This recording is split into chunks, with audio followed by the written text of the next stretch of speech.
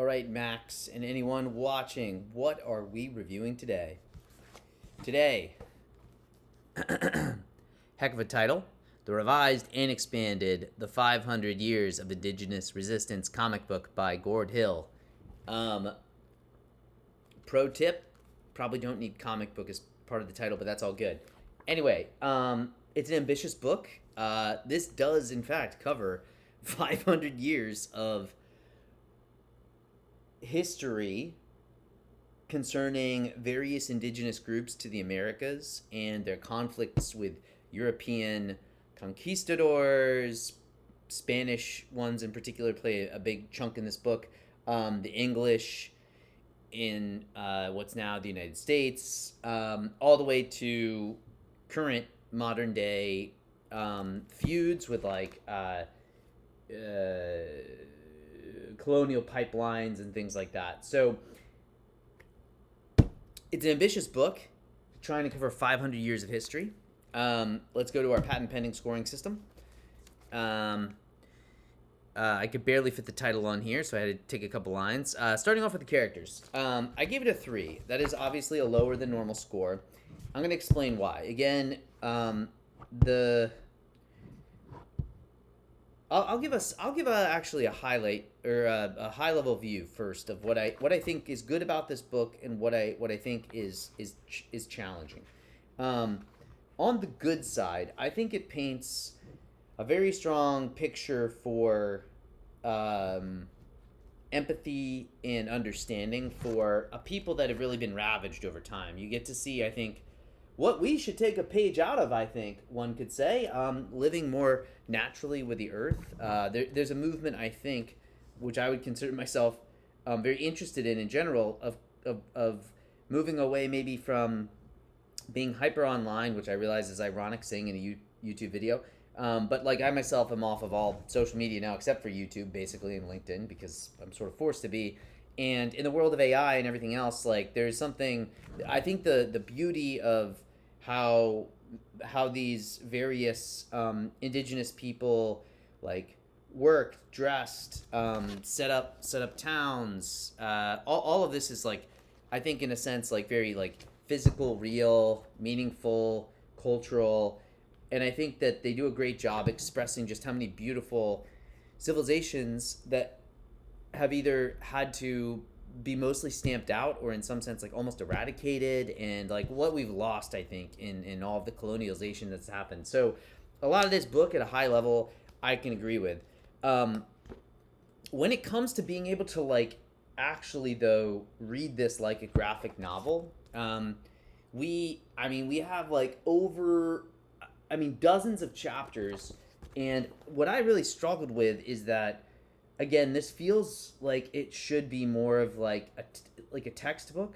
Like perhaps if you were taking this as a class, this could be your much more enjoyable textbook or supplemental somehow to put pictures and faces and colors onto some of what you'd be studying if the class was, for instance, like specifically about the challenges and trials of the indigenous peoples of the Americas over the last, half a millennia. But like frankly, like after I read about 50 pages into this, and I, found a lot of it interesting, but then at some point I think you start to, if you read this in a single setting, maybe I just don't have the memory for it, but I was like losing track of really what I was talking about. And unfortunately so many of these atrocities that happened, or these collisions, there's a self-similar nature where it's conquest. They even have this like broken down later, this typical like trend line of colonialization of sorts, which I'd have to find now. But it was kind of like you were watching this pattern just reestablish itself over and over, where it was like initially there'd be reconnaissance, and then like fighting, and then like eventually like sort of forcing people to accept the culture of the conquerors in a sense. And so a lot of these stories, they have all of these brave, amazing people and faces and names and places and parts of the world. And I think if I and I think again, if this was like my thesis matter or like the thing I was studying, and I just had a deeper neural network around all of the different places and groups, maybe some of these things would be able to stick more. But it's hard to get attached to any single one of these characters. Half the time, the characters are whacking each other off. Even you know, it's just like there's leaders constantly assassinating other leaders, and it's not like there's a single through line of someone that you're tracking. Like I would say, like high level, almost damn near impossible for a book about 500 years of history to really capture you on individual characters. I read a different book semi recently, which I think struggled perchance a little bit from the same kind of issue. Latina USA, a cartoon history. A beautiful book, and I thought what really carried that was how humorous and funny I ended up thinking it was, which was how I finished it. And it wasn't it was loaded with text, but it wasn't overly loaded. But this I think is a bit overly loaded, and so I really struggled to connect with individual characters, even though each individual character I think was interesting. I think if you ripped out one of these and made it a more emotional, pictorially driven story, that would really hit home. But I always feel like books like this, they're wonderful, but are they really meant to be a comic as a standalone? I just don't know. It's almost too much information to read at the pace of a comic. But this is how a comic's meant to be read, I think, like a graphic novel. You sit down and you might want to read through the whole thing in a sitting. I don't think anybody could possibly remember everything about this in a single sitting, like you could with a story that has like a tight central cast, emotional connections, and just a level of artistic detail that gives your brain extra like nodes in the graph to latch onto. But for those reasons, I found the characters pretty tough to connect with. In terms of the art, I already showed a couple of these pages. I'll show a few more. It is colorful. This version has color. I guess the last version did not. So I think that's probably a welcome improvement. I think it really allows like for some of the native attire of different groups to stick out. Some of it, I will say, like there's sort of like a sweaty, bloody feel to a lot of it, which is probably true to life, but I wasn't like my favorite exact aesthetic. And it is very like busy for obvious reasons. There's just like they're trying to cover so much, both text, history, people, places, times, as well as like pictorially. It almost seems that way too. There's just not a lot of like blank space for your like mind to relax. There's characters everywhere. There's action everywhere. So is it like bad? No. I think it's very technically good. I just don't think it's like I wouldn't again come back to it for it. And history and culture, I gave this a 5, which you might say, whoa, this whole book is about history and culture. Absolutely.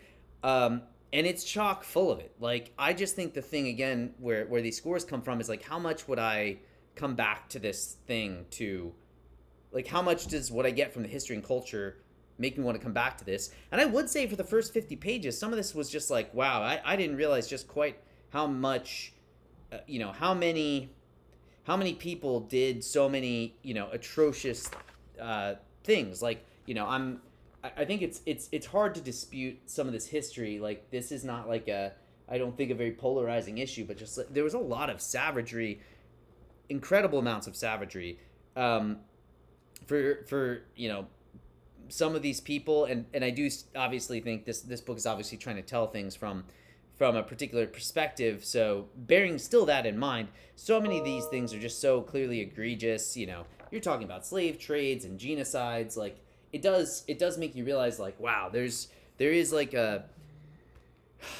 maybe like this incredible depth of all of these groups having so much pain and suffering that we kind of almost bury in a typical history class if you were in like a United States preschool or typical like public school education. I certainly didn't get the depths of how many hardships and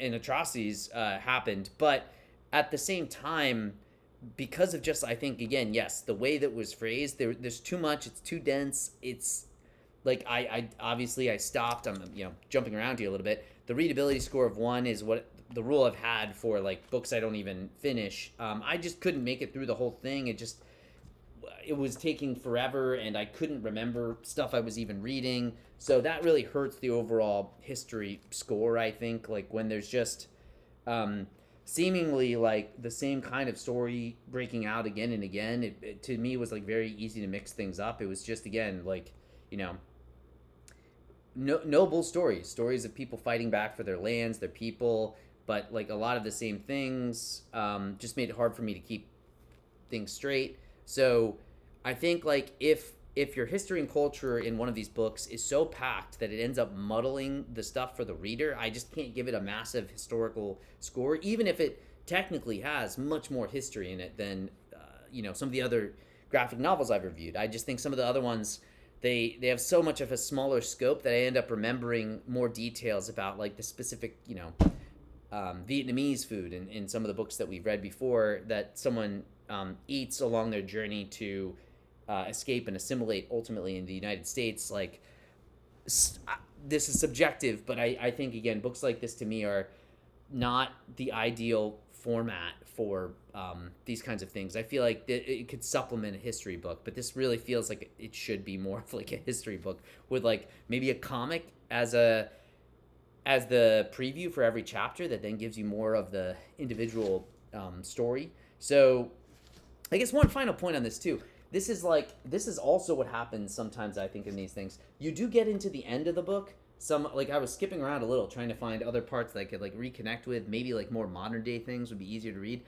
But after seeing all of these like incredibly high stakes, incredibly bloody, crazy things happen at the beginning of the book, then reading about stuff which is monumentous and important. Like, you could, again, have an entire story about some of these like protest movement things around like energy pipelines and stuff, but it just, I don't know, without disparaging it, it almost feels like the book shoots itself in the foot a little bit, where it's like after all of the crazy stuff at the beginning, I just don't, not that I don't care, but it feels like smaller potatoes then towards the end, where it's not small potatoes. It really matters, I know that, but I think it's like the challenge of like a medium like this, like there's it's just hard to make it work, and so I just don't know if this is like the proper format for it. I did give it a 7 for an X Factor score because, again, I thought it is an impressive thing. It's a very visual thing. It's a very honest work that clearly has heart and soul in it, of someone that wants to get these stories across from all these different peoples, and like the sheer amount of breadth and scope, it feels like it really does try to tackle, more stories than I would imagine you could fit into something like this. So I would say this is like an incredibly good read history book. I don't think it's a great graphic novel because of all the reasons that I've mentioned. So overall, like a 4.2. Still, this is a subjective thing, and if this is like, particularly in your wheelhouse as a subject matter, I think, again, this has got to be the most graphic, artistic way that you could learn about some, frankly, like truly tough times for these indigenous peoples. So overall, I think like it depends on who you are and how you see it, but as a pure graphic novel, especially for people that maybe are not used to graphic novels, this is a dense, deep water way to get thrown in. But anyway, I'll leave that part there. As always, I'm going to keep plugging my current kids' books, but I can't go to bed yet. If you know anybody with kids that have trouble going to sleep, maybe you're yourself a 3 to 5 year old watching this video for some reason, hey, pick up this book. It'll be great. Ask your mom to get it, or dad. It's on Amazon. I'll leave the link in the description below. Until next time.